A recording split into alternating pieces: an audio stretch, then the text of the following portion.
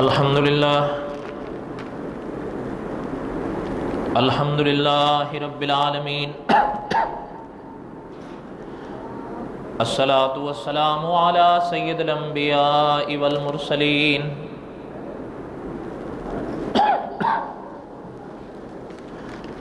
اما بعد، اعوذ باللہ من الشیطان الرجیم، بسم اللہ الرحمن الرحیم۔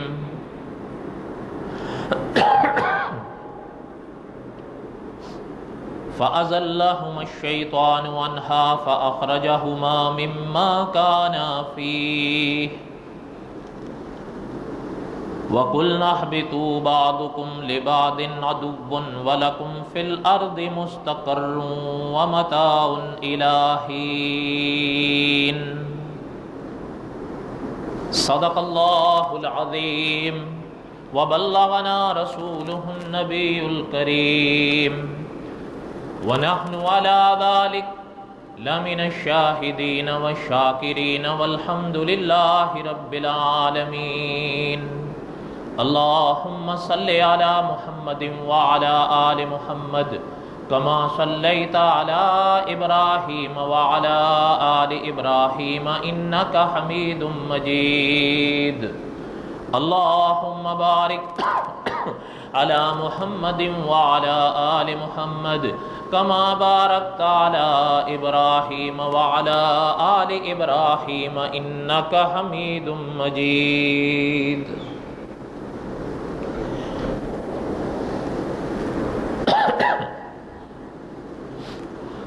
قصص الانبیاء،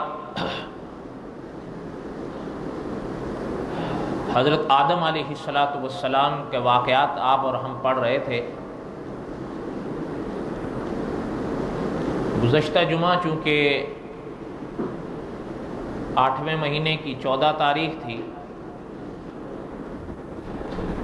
اس لیے کچھ علماء حقہ پر مختصر سی باتیں کیں،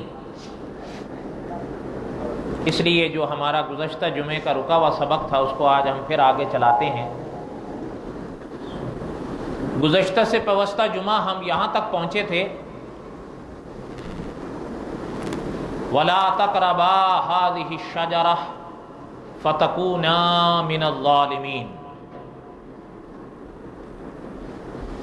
اس درخت کے حوالے سے اور اس واقعات کے موقع پر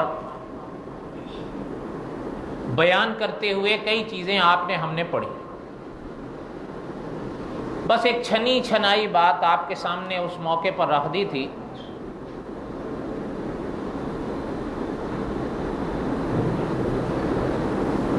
وَلَا تَقْرَبَا هَٰذِهِ الشَّجَرَةَ، جب اللہ تعالیٰ نے حضرت آدم علیہ السلام کو منع فرمایا اور حضرت حوا علیہ السلام کو بھی منع فرمایا کہ اس درخت کا پھل نہیں کھانا ہے، پاس ہی نہیں جانا ہے، کھانا تو دور کی بات رہ گئی۔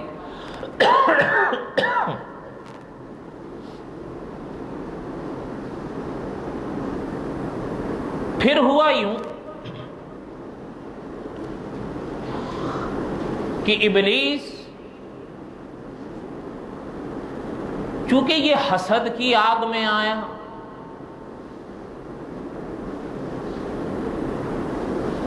آپ نے شاید پڑھا ہو یا کہیں سنا ہو، علماء نے ان مواقع پر بڑی عجیب باتیں لکھی ہیں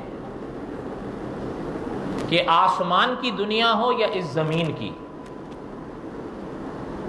دونوں ٹھکانوں پر سب سے پہلے جو گناہ ظاہر ہوا ہے وہ حسد ہے۔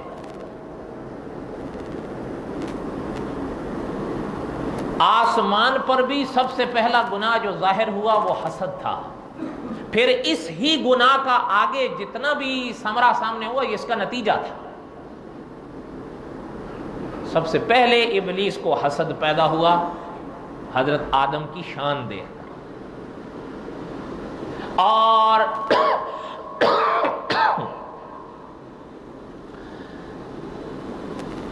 زمین پر آپ نے بھی علماء سے سنا ہوگا یا خود پڑھا ہوگا کہ حضرت آدم کے 2 بیٹے تھے، انشاءاللہ ان کی تاریخ ہم تفصیل سے آگے پڑھیں گے، جن کا نام قابیل اور حابیل ملتا ہے، اور بڑا مشہور نام ہے یہ دونوں،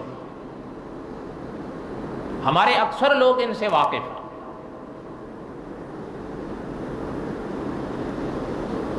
اس موقع پر بھی اکابر نے فرمایا جو سب سے پہلا گناہ قابیل سے سامنے آیا وہ حسد تھا، بنیاد میں حسد تھا، آگے جو ہوا وہ اس کا نتیجہ تھا۔ آسمان کی دنیا میں ابلیس کو حسد پیدا ہوا حضرت آدم کی شان دیکھ کر، حضرت آدم کا مقام دیکھ کر۔ آپ غور فرمائیں نا کہ جو کلام پاک میں وہ کیا کہتا وہ آپ کو سنائی دیتا ہے کہ اپنا اس کے الفاظ جو قرآن پاک نے بیان فرمائے ہیں، انا خیر منہ، میں ان سے اچھا ہوں۔ اور اس نیچے کی دنیا میں بھی قابیل کو حسد پیدا ہوا حابیل سے۔ یہ عجیب بات ہے، میرے سنگ پیدا ہونے والی لڑکی ہر لحاظ سے میرے قابل ہے، میں خود ان کو نہ اپناؤں، ان کے حوالے کر دوں۔ حضرت آدم نے بڑا سمجھایا کہ بیٹا یہ اللہ تعالیٰ کا حکم ہے۔ کہنے لگا جی کمال کرتے ہیں، شادی میں نے کرنی ہے، اس میں اللہ کا کیا معاملہ ہے؟ انا للہ و انا الیہ راجعون۔ بہرحال خیر، کہنے کا مقصد یہ تھا، یہ تو انشاءاللہ ہم آگے پڑھیں گے۔ عام طور پر ان مواقع پر علماء مفسرین نے لکھا ہے کہ دونوں ٹھکانوں پر سب سے پہلے جو گناہ ظاہر ہوا وہ حسد ہے۔ اس لیے آپ کے ہمارے ہاں محاورے ہوتے ہیں، پنجاب کے اپنے محاورے ہیں، ہند کے اپنے محاورے ہیں، فارس کے اپنے محاورے ہیں، عرب کے اپنے محاورے ہیں۔ بڑے عجیب و غریب، عرب کا ایک محاورہ ہے الحسود لا یسود، کہ حاسد کو کچھ حاصل نہیں ہوتا، وہ خود ہی جلتا رہتا ہے، الحسود لا یسود۔ اور یہ سچی بات ہے، جلن ہوتی ہے۔ اور یہ بھی آپ ذرا اس بات کو سمجھیے گا کہ حسد کہتے کس کو ہے؟ حسد یہ ہے کہ میں جلوں،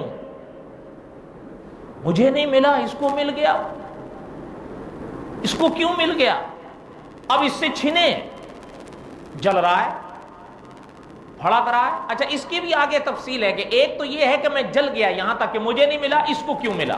دوسری یہ ہے کہ ملنے پر مجھے تو نہیں ملا لیکن میں چاہتا ہوں کہ اس سے بھی چھن جائے، یہ بھی ایک درجہ ہے۔ لیکن خیر میرا کہنے کا مقصد یہ تھا کہ انسان جل جائے دوسرے کی نعمتوں کو دیکھ کر، دوسرے کی خوشیوں کو دیکھ کر۔ اچھا ایک اور ہے، یاد رکھیے گا کہ آپ اور ہم اپنے کسی بھائی کا اچھا گھر دیکھتے ہیں، ان کی اچھی اولاد دیکھتے ہیں، ان کی دولت دیکھتے ہیں، ان کی عزت دیکھتے ہیں، تو ہم کہیں کہ اللہ تعالیٰ آپ ان کو اور مزید نصیب فرمائیں اور ہمیں بھی نصیب فرمائیں۔ آپ کے لیے کوئی مشکل ہے، یہ جائز ہے، یہ حسد نہیں ہے۔ حسد تو یہ ہے کہ میں جل رہا ہوں، بھن رہا ہوں، لیکن جائز یہ ہے کہ دوسرے کی عزت نعمت دولت دیکھ کر، گھر اچھے گاڑیاں دیکھ کر خوش ہو رہا ہوں اور کہہ رہا ہوں کہ اللہ تعالیٰ ان کو مزید نصیب فرمائے اور اللہ مجھے بھی نصیب فرما کہ تیرے لیے کوئی مشکل ہے، یہ جائز۔ بات سمجھ آئی؟ بھائی یہ خلاصہ ہے موٹا سا۔ خیر کہنے کا مقصد یہ تھا کہ اکابر نے فرمایا کہ ان دونوں ٹھکانوں پر سب سے پہلے جو گناہ ظاہر ہوا وہ حسد تھا۔ وہاں پر ابلیس سے ہوا اور یہاں پر قابیل سے۔ قابیل کی کہانی ہم آگے پڑھیں گے انشاءاللہ جب پہنچیں گے وہاں پر، ابھی تو لمبا سفر ہے۔ ہوا یوں کہ ابلیس اس تاڑ میں تھا کہ مجھے کوئی موقع ملے۔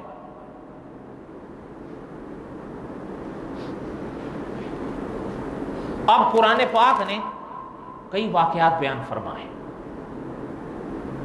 ذرا غور سے سمجھیے گا، لیکن ایک چیز سنگ سنگ یہ بھی سمجھتے پڑھتے جائیں، انبیاء کی پاک بارگاہ بڑی نازک ہے، یاد رکھیے گا۔ کل ہی میرے پاس یہاں ایک دوست آئے تھے، مجھ سے پوچھ رہے تھے کہ یہ انبیاء کو برزخ کی زندگی میں زندہ ماننا یہ عقیدہ کیسا ہے، یا انبیاء کو مردہ مانے یہ عقیدہ کیسا ہے۔ میں نے اس کو بھی کوئی چیزیں سمجھائیں، بہرحال ان تفصیلات کا تو یہ موقع نہیں ہے، لیکن اتنا میں نے ان سے بھی کہا کہ نبوت کی پاک بارگاہ کے لیے زبان استعمال کرتے وقت ذرا سنبھل لیا کرو۔ میں نے غلط کہا ہے؟ بڑی نازک بارگاہ ہے۔ اور ایک چیز اور سنیں، اگر دل لگتی ہو آپ کے ہاں، ہمارے ہاں، مسلمان کے ہاں، ایمان، اسلام اور بڑی محبت کی نگاہ سے دیکھے جانے والی چیز اور ایمان کا ایک حصہ چیز حدیث ہے نا؟ یاد رکھیے گا، لغت کے لحاظ سے میں ابھی بات کر رہا ہوں، اصطلاح کے لحاظ سے نہیں کہ حدیث کا معنی کیا ہے، لغت کے لحاظ سے بات کو سمجھیے گا کہ استاد العلماء علامہ خالد محمود صاحب لکھتے ہیں کہ لغت کے لحاظ سے حدیث کس کو کہتے ہیں؟ یاد رکھیے گا، حضرت نے لکھا کہ حدیث لغت کے لحاظ سے کہتے ہی ان باتوں کو ہیں جو اپنے اندر یاد آوری کی شان رکھتی ہوں، جو یاد رہتی ہوں، جو یاد رکھنے والی شان رکھتی ہوں، ان کو حدیث کہتے ہیں۔ پھر آگے حضرت لکھتے ہیں کہ انبیاء علیہم السلام کی باتیں یہ شان رکھتی ہیں کہ انبیاء کی باتوں کو یاد رکھا جائے، اسی لیے قرآن و حدیث انبیاء کی باتوں کو حدیث کہتی ہے۔ بات سمجھ آئی یا نہیں سمجھ آئی؟ بڑی علمی بات ہے اگر آپ سمجھ سکیں تو۔ انبیاء علیہم السلام کی تو شان یہ ہے، آپ اور ہم بات کریں تو باتیں کہلائیں لغت کے لحاظ سے بھی، اصطلاح کے لحاظ سے بھی، لیکن انبیاء کی شان یہ ہے کہ انبیاء کوئی بھی بات کریں تو اصطلاح تو اپنی جگہ رہی، لغت کے لحاظ سے بھی وہ حدیث کہلاتی ہے۔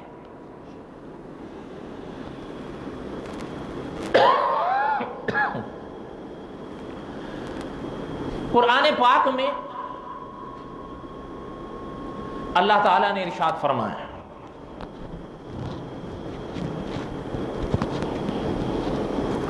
فَأَزَلَّهُمَا الشَّيْطَانُ۔ اب یہ مسئلہ سمجھیے، بعض اکابر نے اس پاک جملے کا معنی لکھا کہ شیطان نے پھر ان دونوں کو ہلا دیا، اور بعض اکابر نے اسی معنی کی ترجمانی لکھی ہے، فَأَزَلَّهُمَا الشَّيْطَانُ، کہ پھر حضرت آدم اور حضرت حوا سے لغزش ہوئی اور شیطان نے کرا دی۔ کرائی کیسے؟ بات ذرا سمجھیے۔ اب یہاں تو قرآن پاک نے فرمایا نا کہ فَأَزَلَّهُمَا الشَّيْطَانُ، اور قرآن پاک دوسرے مقام پر کہتا ہے فَوَسْوَسَ، اسی نے یعنی شیطان نے ہی ان دونوں پر وسوسہ ڈالا۔ اب اس پر بڑی ابحاث ہے کہ وہ وسوسہ ڈالا کیسے، لیکن مفتی اعظم ہند و پاک محمد شفیع صاحب رحمۃ اللہ علیہ لکھتے ہیں کہ ان ابحاث میں پڑھنا ہی وقت کو ضیاء کرنا ہے، بس اللہ تعالیٰ نے فرمایا وسوسہ ڈالا ہے، بات ختم ہو گئی۔ کیونکہ بعض حضرات اس تفصیلات میں گئے ہیں کہ اپنا چونکہ شیطان کو وہاں سے نکال دیا گیا اور حضرت آدم اور حضرت حوا تو جنت میں رہیں، تو اس نے ان سے وسوسہ کیسا ان پر ڈالا، یہ تو تھا نہیں وہاں پر۔ اب بعض یوں فرماتے ہیں کہ یہ اصل میں جنت میں تو داخل ہو نہیں سکتا تھا، جنت کے باہر ہی کھڑا ہو جاتا تھا اور وہاں سے اشارے کرتا تھا اور کنایے کرتا تھا، اور بعض یوں فرماتے ہیں کہ اپنا یعنی وہ داخل تو ہوا جنت میں، لیکن دو صورتیں اختیار کی۔ پرانی کتابیں پڑھیں، ان پرانی کتابوں میں اہل کتاب کے حوالے سے یہ چیز ملتی ہے کہ سانپ کے منہ میں بیٹھ کر اس کے اندر داخل ہوا اور پھر ان سے گفتگو کی۔ بعض علماء یوں فرماتے ہیں کہ شیطان جو ہے وہ سانپ کے منہ میں تو بیٹھ کر نہیں گیا، لیکن اپنی ظاہری صورت کو اس نے سانپ جیسا بنا دیا۔ اچھا خیر، اس میں کوئی تعجب کی بات نہیں ہے، یہ تو ہم نے ابتدا میں بھی پڑھا تھا کہ یہ جن ہے۔ کیا ہے؟ جن ہے، اور یہ آپ اور ہم بھی مانتے ہیں، اور علماء نے بھی لکھا ہے کہ جنات کو اللہ تعالیٰ نے کچھ ایسی طاقتیں دی ہیں اپنی حکمت سے، قدرت سے، جو ابن آدم کو نہیں بخشی ہیں۔ آپ اور ہم چاہیں تو اپنی صورتیں بدل لیں جب چاہیں، نہیں. ہاں لیکن ان کے اندر اللہ تعالیٰ نے یہ چیز رکھی ہے کہ وہ چاہیں تو اپنی ظاہری صورت کو بدل دیں. یہ الگ بات ہے کہ بڑی علمی ابحاث ہیں کہ آیا اس کی کوئی حد بھی ہے یا وہ جتنی چاہیں صورتیں بنا لیں. تو بعض علماء اس طرف گئے ہیں کہ آبادی کے علاقوں میں 5 ایسی صورتیں ہیں کہ وہ اختیار کر سکتے ہیں، ان 5 میں سے کوئی ایک بھی صورت اختیار کر لیں تو وہ اپنا سکتے ہیں. 6 کا اختیار اللہ تعالیٰ نے ان کو نہیں دیا. بعض نے یہ تحقیق پیش کی. بہرحال میرے خیال میں ان تفصیلات کا تو یہ موقع نہیں ہے. اور ہمارے اپنا قاری عبدالحی عابد صاحب رحمۃ اللہ علیہ فرمایا کرتے تھے، اور اس بات کو سبق کے طور پر اپنی گرہ سے باندھ لو، جنات کے بارے میں باتیں نہیں کیا کرو، یہ یاد رکھنا. وہ اگر کبھی چھڑ گئے نا تو آپ کو چھیڑ دیں گے. آپ اور ہم ان کے بارے میں باتیں کریں ان کو غصہ آ جاتا ہے، اور اگر ان کو میں سے کسی کا سر پھر گیا تو آپ کو ہمیں پھرا ڈالے گا وہ. اس لیے حضرت باقاعدگی سے فرمایا کرتے تھے. ہمارے اصل میں ایک دوست تھے، ان کو بڑا شوق ہوتا تھا ان کے بارے میں کہ یہ کیا کھاتے ہیں، یہ کیسے سوتے ہیں، ان کی نسل کیسے چلتی ہے، یہ کیسے چلے تھے، یہ کیا کرتے ہیں، اب ان کا حکم کیا ہے، اور قیامت کے بعد یہ کہاں جائیں گے. تو ہم اس مجلس میں موجود تھے جب اس نے حضرت سے یہ سوالات کیے، تو ان میں سے کئی کے جوابات حضرت نے دیے، لیکن ساتھ میں پھر حضرت نے یہ نصیحت فرمائی کہ ان کے بارے میں کھود کرید مت کیا کرو، ان کو غصہ آ جاتا ہے، اگر کبھی ان میں سے کسی کا غصہ بڑھ گیا نا تو تمہیں بڑھا ڈالے گا وہ. اس لیے آپ بھی یہ چیز ذہن میں رکھیں. اس لیے میرے کہنے کا مقصد یہ تھا کہ اکابر نے یہ تفصیلات بہرحال کتابوں میں لکھی ہیں، لیکن ایک موٹی سی بات ذہن میں رکھ لیں، جو علماء دیوبند نے لکھا ہے کہ یہ کوئی ضروری نہیں ہے کہ وہ سامنے ہی آ کر وسوسہ ڈالے، وہ دور سے بھی وسوسہ ڈال سکتا ہے. اور جہاں یہ تفصیلات کتابوں میں ملتی ہیں وہاں یہ بھی ملتی ہیں کہ اس نے دور سے ہی وسوسہ ڈالا. وسوسہ ڈالا کیا؟ یہ ایک موٹی سی بات باندھ پر بس وسوسہ ڈالا، بات ختم ہو گئی. اب وسوسہ یہ تھا ڈالا کیا؟ قرآن پاک میں سورت اعراف میں اللہ تعالیٰ نے تفصیلات بیان فرمائی ہیں. حضرت حوا سے کہا اس نے، حضرت آدم سے کہا اس نے کہ آپ لوگوں کو پتہ ہے اللہ تعالیٰ نے یہ جو وَلَا تَقْرَبَا هَٰذِهِ الشَّجَرَةَ فَتَكُونَا مِنَ الظَّالِمِينَ یہ جو حکم فرمایا ہے آپ لوگوں کو کیوں منع کیا اس درخت کے پاس جانے سے؟ اس نے کہا ایک بات تو یہ ہے کہ یہ درخت جو ہے نا جس سے منع کیا گیا ہے یہ خلد کا درخت ہے، ہمیشگی کا درخت ہے، اس کو کھا لو گے پھر ہمیشہ رہو، فرشتے بن جاؤ گے، اسی جنت میں رہو گے آرام سے سکون سے جیسے رہ رہے. بات سمجھ آ رہی ہے نہیں آ رہی ہے؟ وہ سن رہے ہیں، لیکن ایک بات ساتھ ساتھ میں پڑھتے اور سنتے چلی جائیے. مفسر قرآن مولانا سواتی رحمۃ اللہ علیہ نے بڑی عجیب بات فرمائی ہے. حضرت فرماتے تھے یاد رکھنا یہ گفتگو وہ ان سے کر رہا تھا، لیکن حضرت آدم اور حضرت حوا ایسے تھے جیسے معصوم بچے ہوتے ہیں. ان کو کیا تھا کہ یہ کیا ہے، وہ سن رہے. اگلی بات سنیں.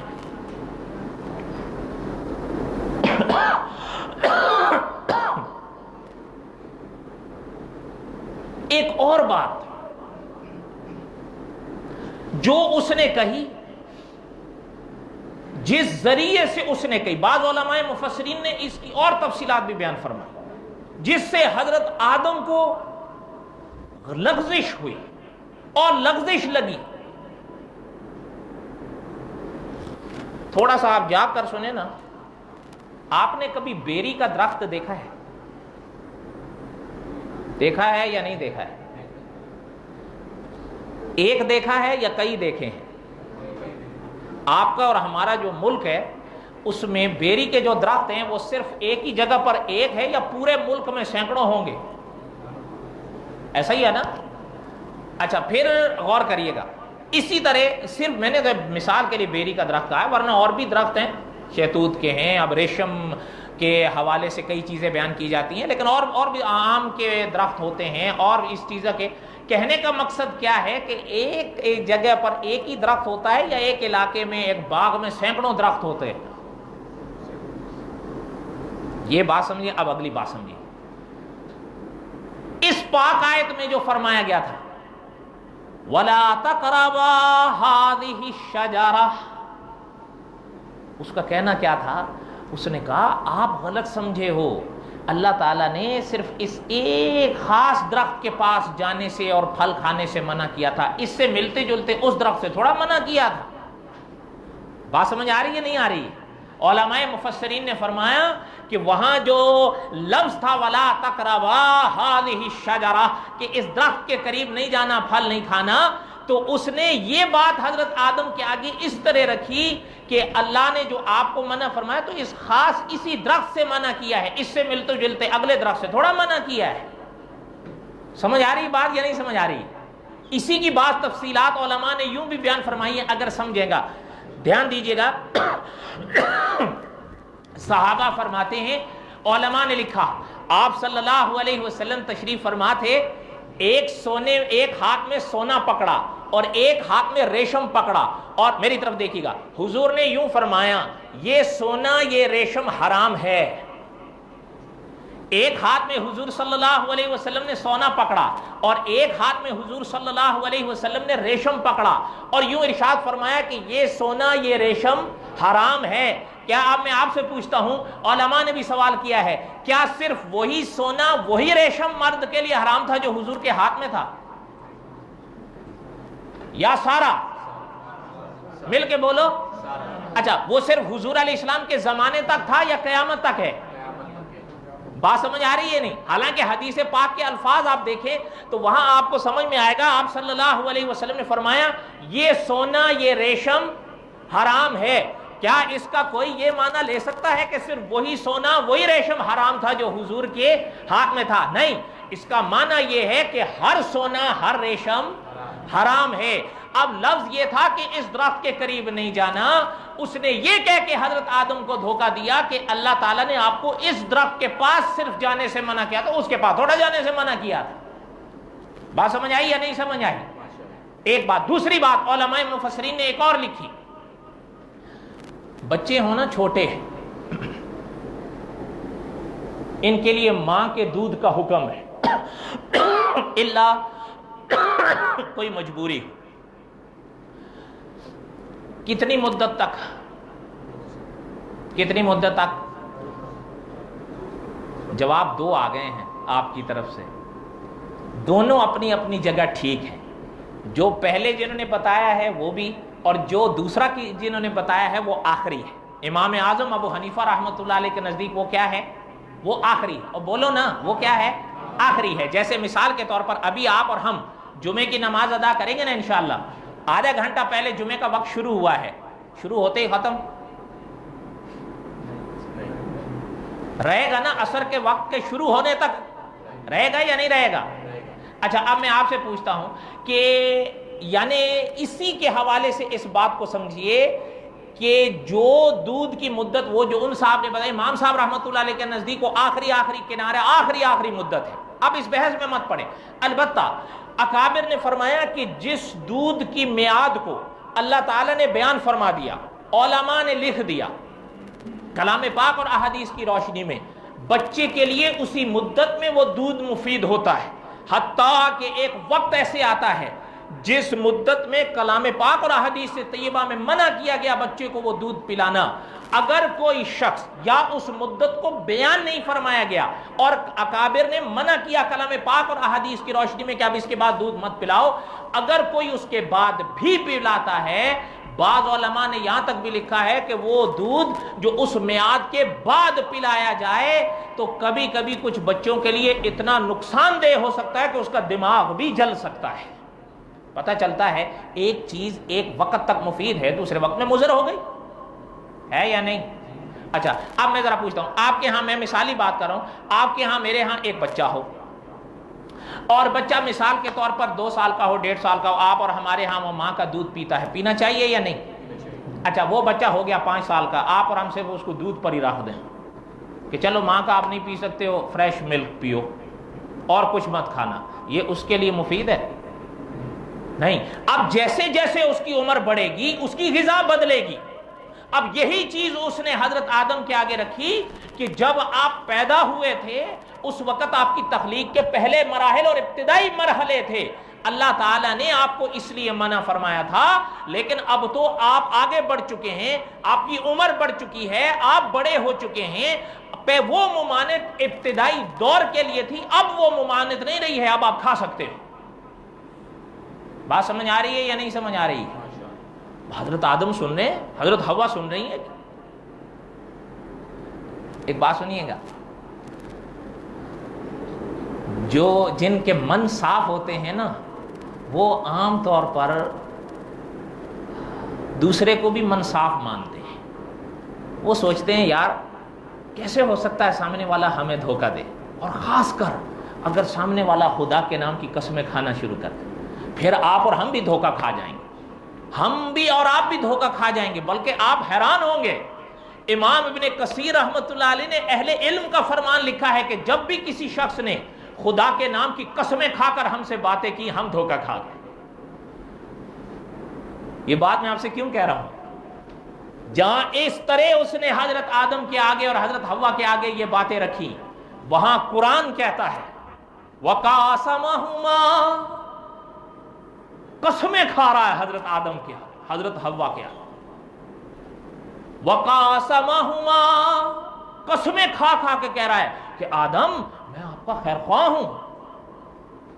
کیا ہوں؟ میں آپ کا خیر خواہ ہوں۔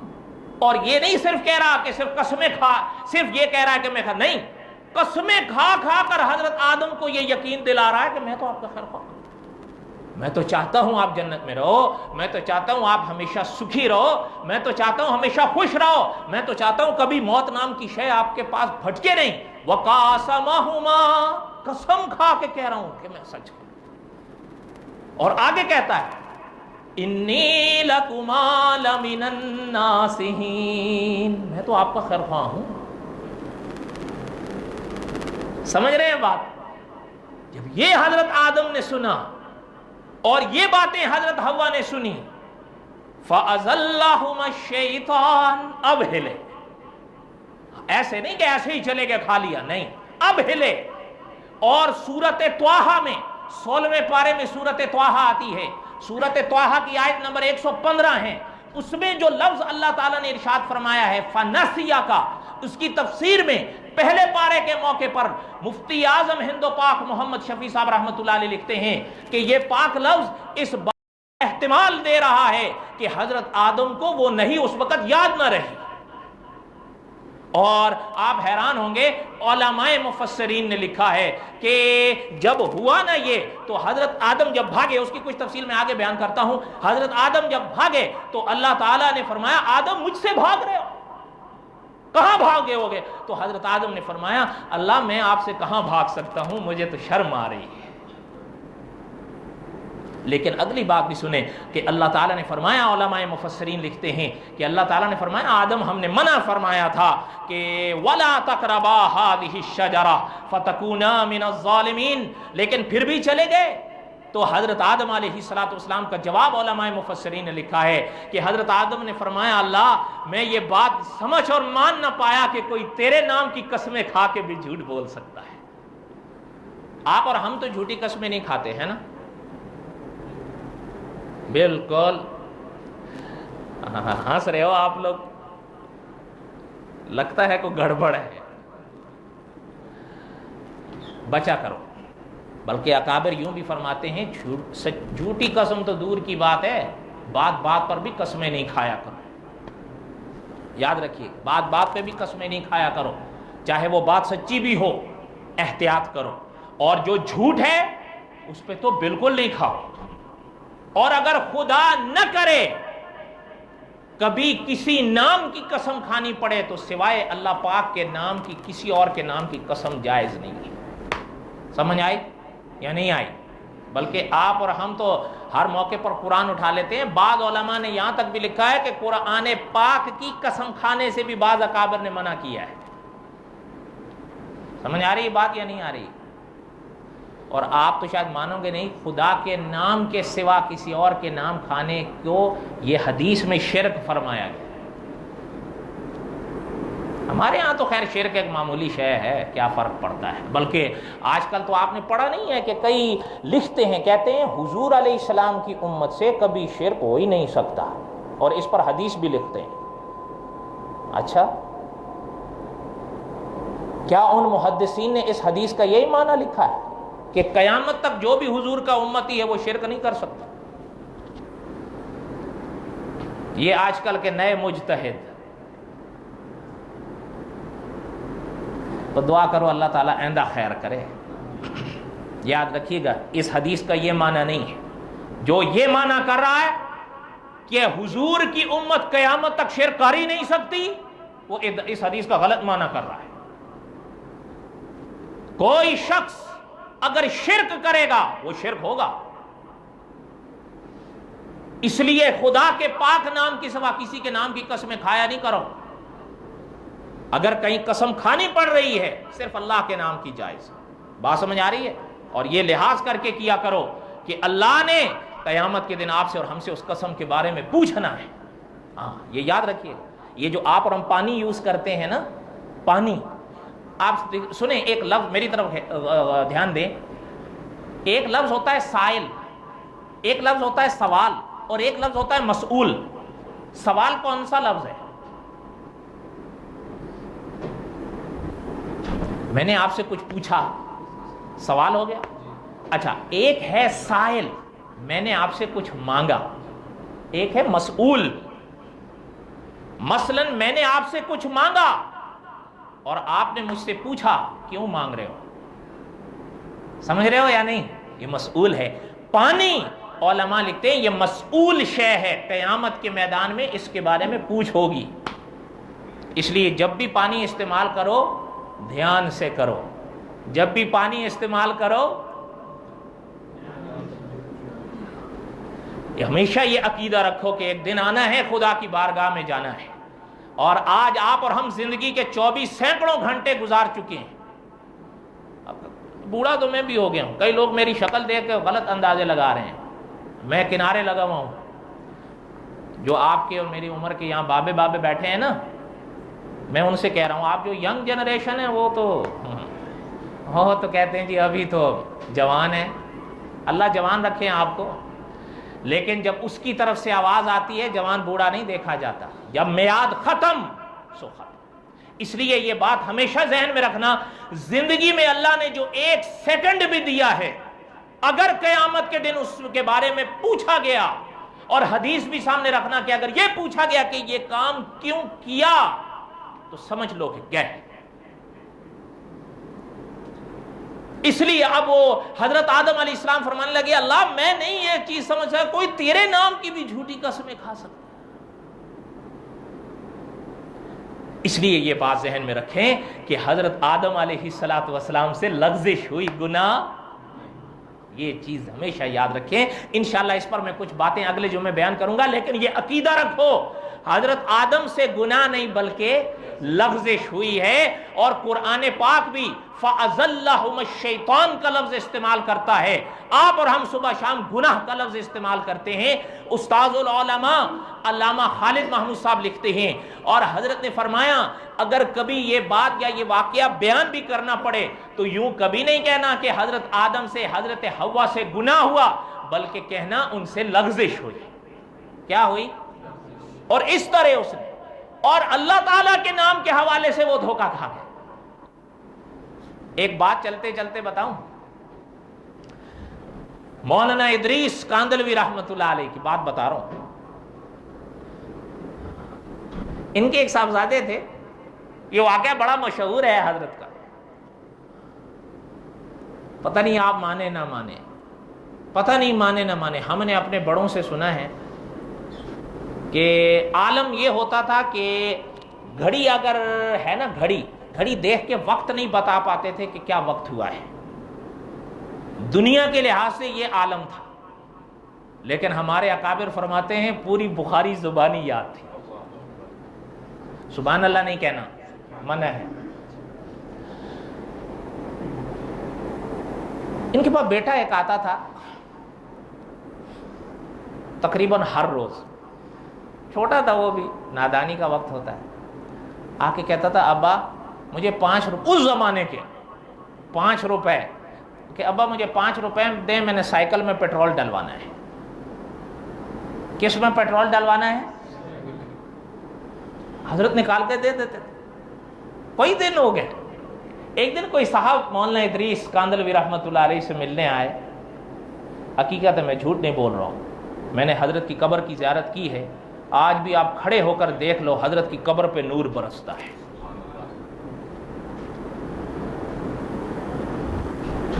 ان سے صاحب حضرت سے ملنے آئے تو وہ بیٹھے ہوئے تھے، حضرت سے گفتگو کر رہے تھے، تو یہ صاحب آئے بیٹے ان کے، تو کہنے لگے کہ ابا 5 روپے دیں، مجھے سائیکل میں پیٹرول ڈالوانا ہے۔ وہ لے کے چلا گیا۔ وہ صاحب تھوڑے سے حضرت کے قریب ہو گئے تو حضرت نے وہ کہنے لگا حضرت سے کہ حضرت یہ کاہے کے لیوے ہیں؟ حضرت اتر پردیش کے تھے نا، تو وہاں کی اردو تھوڑی اس نما ہوتی ہے۔ حضرت نے فرمایا کہ سائیکل میں پیٹرول ڈلواوے ہے۔ اب وہ چپ ہو گیا، کہنے لگا حضرت سائیکل میں تو پیٹرول نہ ڈلے ہیں۔ حضرت اس کی طرف یوں دیکھنے لگے، کیا کہ حضرت سائیکل میں تو پیٹرول نہیں ڈلے۔ تھوڑی دیر چپ ہو گئے تو فرمانے لگے کہ یار آپ کی بات بھی سچ ہو سکتا ہے، لیکن میں یہ کیسے مان لوں کہ میرا قرآن کا حافظ جھوٹ بولے؟ میں نہیں مان سکتا۔ ہو سکتا ہے میرے بیٹے کی سائیکل ہی ایسی ہو جس میں پیٹرول ڈلتا ہو، میرا دل اس بات کو نہیں مان سکتا کہ قرآن کا حافظ جھوٹ بولتا۔ سمجھ آ رہی ہے بات یا نہیں سمجھ آ رہی ہے؟ لیکن اس نے پھر بھی اصرار کیا تو حضرت نے 3 لوگ اور بلوائے، ان سے پوچھا کہ یار ماجرا اس طرح ہے، کیا ایسا ہی ہے سائیکل میں پیٹرول نہ ڈلے ہیں؟ انہوں نے کہا کہ حضرت ہے تو سچ، سائیکل میں پیٹرول تو نہ ڈلے۔ کتنے گواہ ہو گئے؟ بولو نا۔ اب بیٹے کو بلایا، لاٹھی تھی ہاتھ میں، بیٹا آیا کہ حضرت ابو پیسے دیں۔ حضرت اٹھے لاٹھی کے سہارے، کیا کیا چیزیں سنائیں، اس لیے میں اٹک رہا ہوں، مجھے حضرت کے کئی واقعات یاد آ رہے ہیں، بہرحال وقت نہیں ہے۔ لاٹھی کے سہارے اٹھے، بیٹے کا ہاتھ پکڑ لیا، فرمانے لگے بیٹا چلو ذرا مجھے اپنی سائیکل دکھاؤ آج۔ لے آئے، بیٹے بھی سمجھ گیا، لگتا ہے کوئی گڑبڑ ہے۔ سائیکل کھڑی تھی، حضرت نے اوپر نیچے سے اس کو دیکھا پہلے۔ حضرت نے فرمایا پیٹرول کہاں ڈلے ہے؟ وہ سوراخ تو حضرت کو نظر آیا نہیں، وہ کھلا ہوا ہو۔ وہ جو سائیکل کا ہینڈل ہوتا ہے نا، اور جو بیچ کا ڈنڈا ہوتا ہے، جس پر کبھی کبھی ہمارے دیہاتوں میں شہروں میں ایک چھوٹی سی سیٹ لگائی ہوتی ہے جب بچے کو بٹھا دیا جائے، اب وہ دیکھا نا تو کہنے لگا اب وہ اس میں ڈلے ہیں۔ اب وہ حضرت اس کو ڈنڈا مارے آگے پیچھے سے دیکھے، میں اس میں کوئی سوراخ تو نظر آ نہیں رہا۔ اب اس کی طرف دیکھ کے کہنے لگے بیٹا اپنے ابو کو بدھو بناوے، کاش آپ یہ باتیں سمجھیں۔ اللہ تعالیٰ آپ کے ہم سب کے حامی و ناصر ہوں۔ حضرت آدم بھی یہیں سے لغزش کھا گئے، وَقَاسَمَهُمَا، کہ وہ قسم خدا کے نام کی کھا رہا ہے، جھوٹ کیسے ہو؟ اور ساتھ ہی کہتا ہے اِنِّي لَكُمَا لَمِنَ النَّاصِحِينَ، ہم تو آپ کے خیر خواہ ہیں۔ اب اس کا اثر کیا ہوا انشاءاللہ اگلے جمعہ کو سنیں گے۔ آؤ گے یا نہیں؟ کون سی انشاءاللہ بھائی؟ آنے والی، ٹھیک ہے۔ وَمَا عَلَيْنَا إِلَّا الْبَلَاغُ الْمُبِينُ، سنت ادا۔